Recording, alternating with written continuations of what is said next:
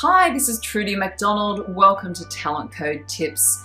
Today I'm going to be sharing with you some practical tips for designing sales incentive schemes.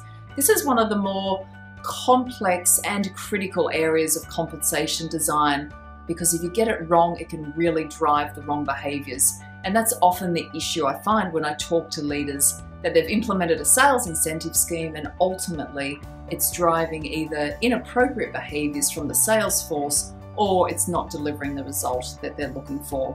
What I'm going to do is define 3 different categories of sales incentives: sales managers or sales leaders. The secondly would be account managers, and the third would be business development managers. So starting with the sales leader or the sales manager, what is typical in the market is that the incentive is based on overall team sales performance.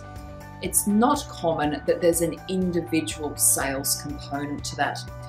In organisations where you decide that the sales manager does also have their individual sales target, what I find is that it's best to roll that up as part of the group target.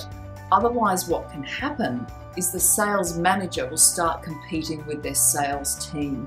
And if you truly want to build a high-performing team, the last thing that you want is the manager to be perceived, rightly or wrongly, to be competing with their sales team.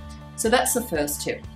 The second tip is around what you design the incentive scheme on. Is it gross profit, or is it net profit, or is it revenue? And ultimately, the answer to that is it depends. You want to keep it as simple as possible, but ultimately you want to make sure that your salespeople are not reducing price and hence profitability in order to hit targets. So if you've got tight controls over your pricing, it's often simpler to base it on revenue. However, if your salespeople have a lot of flexibility around how they structure their pricing, you're much better off doing it based on profitability.